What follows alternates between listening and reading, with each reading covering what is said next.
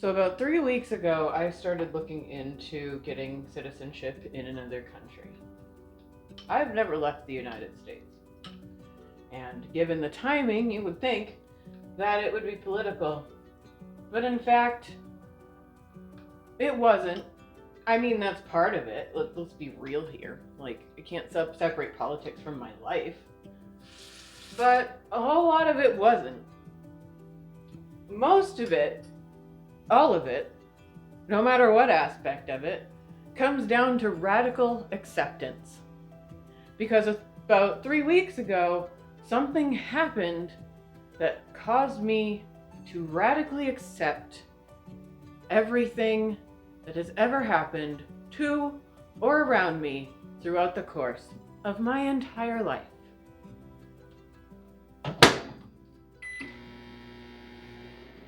So about 3 weeks ago, I had a run-in with somebody who was very influential in my upbringing. And this person had been in my life since I was far too young to be able to have a sense of self or advocate for myself in any reasonable way. And what I realized as this person was just going off explosively on me was that this was not the first time this person had ever done this to me, and that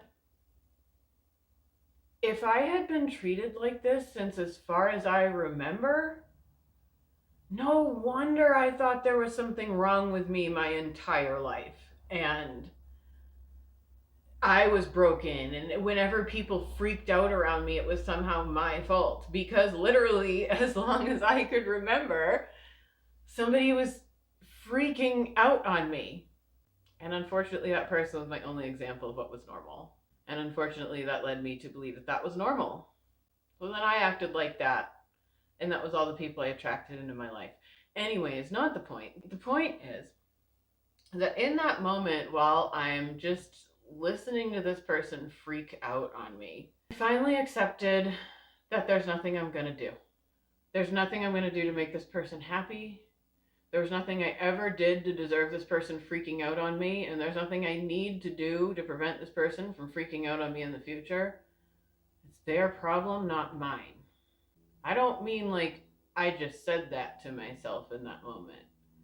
I finally felt it for the first time in 38 years, y'all. What I didn't expect was the cascade of realizations that was going to come next. Now, first of all, let me just say that I don't think that anybody who leaves the United States just randomly does it one day. I think even if it feels random to the people around them, many of us, from my experience, who I've talked to, and myself included, we've always had like a thought of leaving the country. When I was younger, I would have told you I wanted to go to Germany, and then when I got older and I kind of understood the world a little bit more, I was like, absolutely not. I am way too Hispanic for that. Like, what? I was supposed to be here at 5? I thought I was just supposed to be here this afternoon. That does not fly in Germany. So I'm just not going to subject myself to that. Okay, I struggle with time frames in the United States. I'm not going to go there. Just seems a terrible idea. I've been thinking about leaving the United States since I was like 16 years old. Like, I had always felt, not necessarily like there's something better out there, but just that there's something else. Like, in order for my soul to grow at some point to the full potential it has in this lifetime, I'm gonna have to leave. And I can never quite explain why or where I was going to go. I just always felt that. And then, little side note, when I got older and started to discover my natural knack for palmistry, which even if you're a super skeptic, look into this, it's really fascinating. I have this really long line here and it's deep. And to me, that's always meant like, you're gonna travel, like you're going to leave this country. And I just always kind of had this intuitive gut feeling that at some point, something in my life is going to change where I am going to decide now is the time. And then I'd also kind of thought like, okay, maybe when I don't have any surviving family members in the United States, I'll leave. I mean, I have cousins, but like we all kind of do our own thing. But then events a few weeks ago kind of changed my perspective on that, because at a certain point I can only stick around for people who are willing to help themselves. So yeah, that brings us to where we are today with me researching leaving the country. Finally, researching leaving the country is a bittersweet feeling. On one hand, it's exciting because I never actually looked into it with any real semblance of possibility or action behind it. So, actually looking at it in terms of, wow, I really can do this and it's not as hard as I think, has been really nice.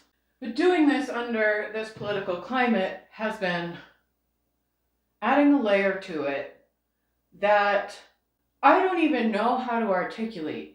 I think those of you who are feeling me on this one, I probably don't even have to explain it, but I'm going to try to put words to it. And if y'all have better words, leave them below in the comments. The bitter part is the part where I'm Puerto Rican.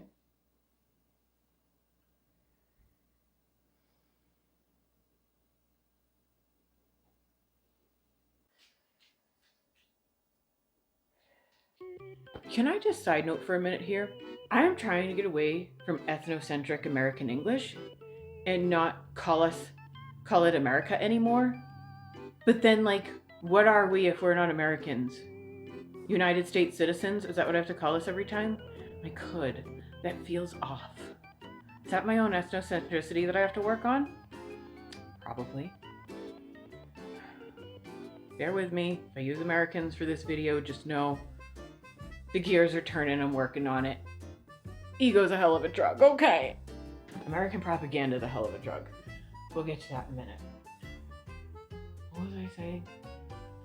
Now, the moment you've all been waiting for, the thing everybody has told me, all these miraculous psychics and mind readers in the United States have told me my reason for leaving is obviously,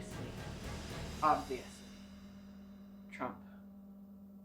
That big orange shriveled balloon is so important that I'm going to completely uproot my whole life for him.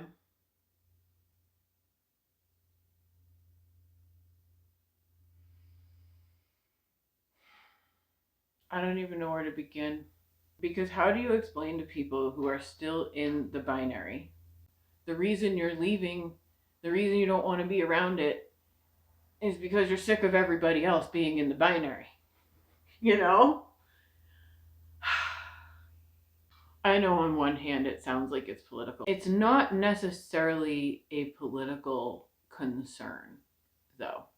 It's a cultural concern. Let me get my glasses so I can think better. I was one of the people that campaigned for Bernie, and I fought so hard not to get disillusioned. I really did. And then I watched the left get so radicalized that they were almost impossible to communicate with. And these are people I grew up with. Like, I grew up in Plymouth, Massachusetts. I grew up in a very liberal place, and I couldn't even connect with liberals anymore because I felt like it was like I'm autistic and I just couldn't choose the right words. And I felt so outcast by the left, and I didn't really feel represented by the right. And I just got to a point where I lived in a state of political apathy. I stopped paying attention. I didn't care anymore. I started to just oscillate between one and the other. One day I was pro-Biden, the next day I was pro-Trump, and the next day I hated everyone. But then Kamala had that debate with Trump. And I believed so much in my fellow United States citizens. Trump started talking about tariffs, and he's going to run this country like a business. And Kamala's talking about plans for small business owners, and she understands that grocery prices are getting too high. The first thing that struck me was I hadn't heard a presidential candidate talk like a president for, what has it been, 12 years now?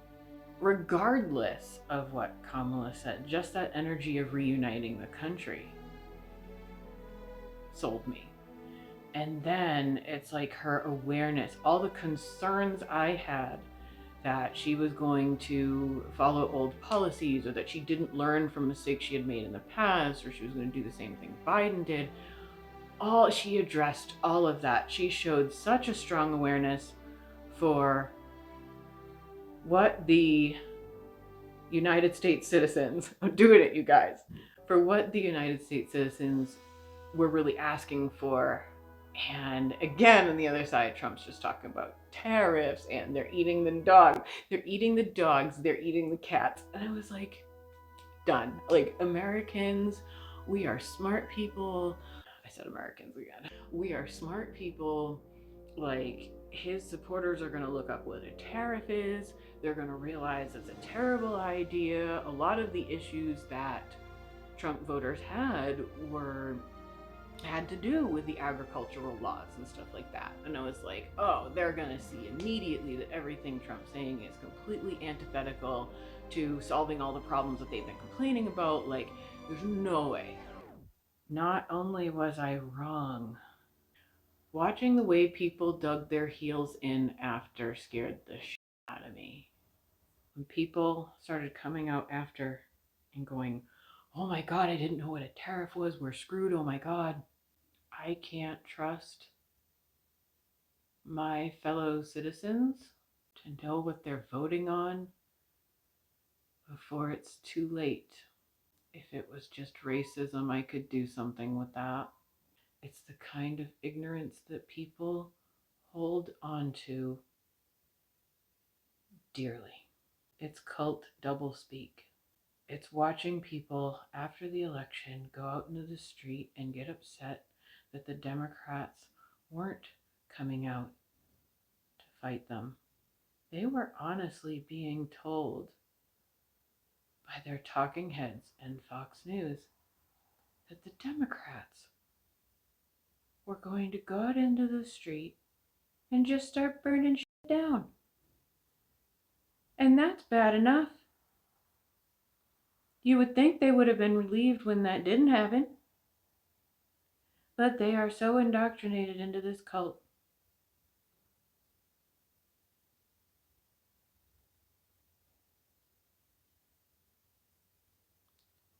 Some of them went out into the street disappointed and looking for the fight. I don't want to live in a civil war anymore.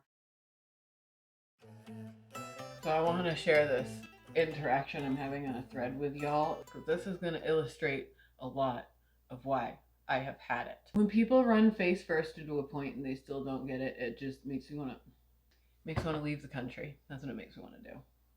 So I said, for the past week, I have been pretending that I actually live in Spain, but I am just visiting America. And let me tell you, I've never wanted to leave this country so much in my life.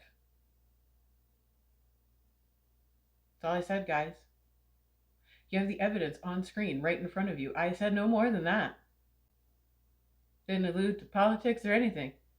Anything could have been going on in my personal life that caused me to say that. Anything.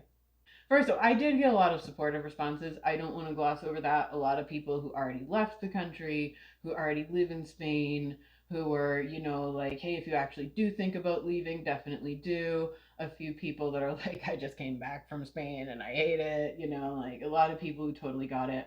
One person was like, well, I'm in California and it used to be Spain. Thought that was funny. I got somebody that said, my experience of the digital nomad life is that it's driven more by unresolved personal issues than US national politics. Which is just such a passive aggressive way to say she's not even smart enough for it to be about politics. Do I have to explain why being around people like that makes me want to leave the country? Do I? The ethnocentricity, and I mean, the ethnocentricity is cultivated, right? Like, we have to pledge allegiance to the flag. You know what I can't wait for? I can't wait to be in a country where I'm around people that didn't have to stand in front of their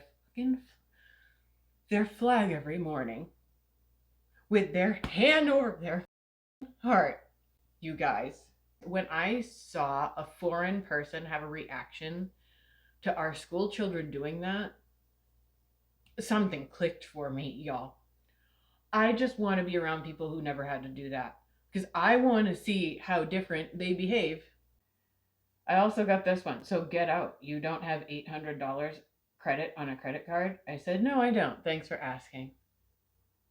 Someone else said, these are the people making fun of Trump voters for not understanding economics. This country is eating itself. And as long as I'm part of it, I'm going to get eaten too. And I don't need it.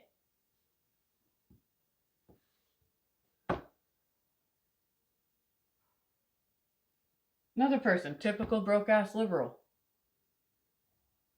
Another thing I got a lot was people telling me that it's just as bad other places, which you'll hear that a lot. Oh, Spain still has influence from the Spanish Inquisition. They're leaning right now. They're doing, guys, leaning right and leaning towards a cult are two different things. I don't mind if my country's leaning right. I'm moderate. I mentioned my friends in the UK. They have been helping me see things so different. I tell them the way people talk to me in the US, and they're like, what? And people here just, there's no hope of explaining to anybody who's still here how weird it is, because anybody who has realized how weird it is has either found a way to create their own bubble so they can stay in this country and be sane. They've already left or planning to leave. And I'm supposed to trust people that when I say that I haven't liked this country for the past couple weeks, tell me I have a mental illness, I'm leaving. I thought these people were against sex work, and this person's telling me to go do some S work to get out.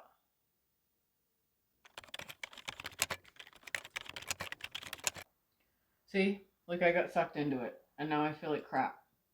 Why do I want to live in a place where the people around me make me feel like crap? I didn't like living in the cold, and so I moved to the heat. That's a hell of a lot smaller of a reason to change locations than the fact that your entire culture supports literal abuse and bullying. And I'm not saying that doesn't happen in other cultures. It does. It's the fact that our media, our propaganda, our literal social structures, everything is set up to support it. It's just the whole, if you don't like this country, get out, is essentially a continuation of the whole, if you don't support a certain candidate, you're not a real patriot. And I can think of one other country about 70 years ago, maybe 70 to 80 years ago, where people said things like that. It didn't freaking end well.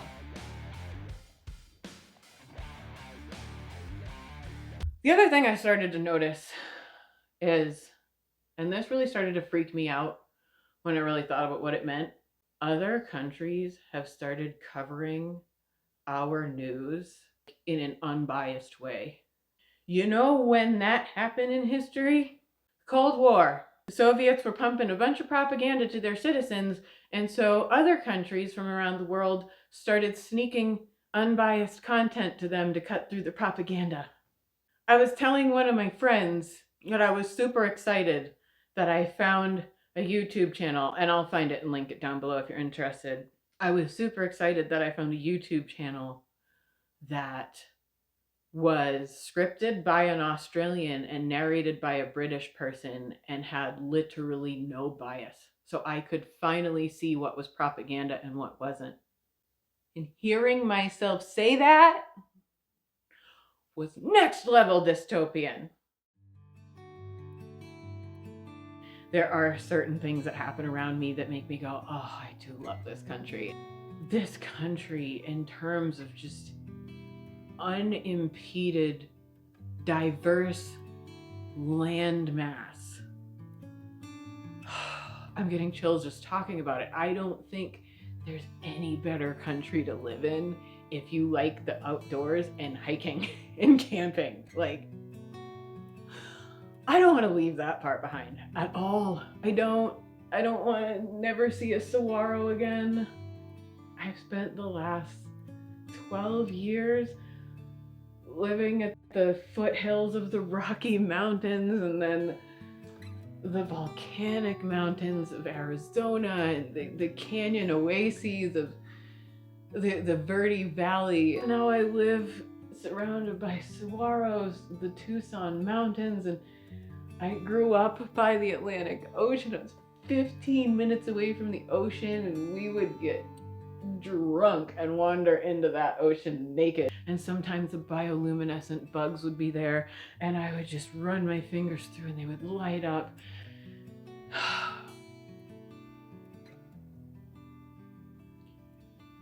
There's parts of my childhood I know I may never be able to share with the people around me again if I leave. Because I know there's a chance that if I leave, I may never come back. Whether it's because I'm not able to or I just don't want to.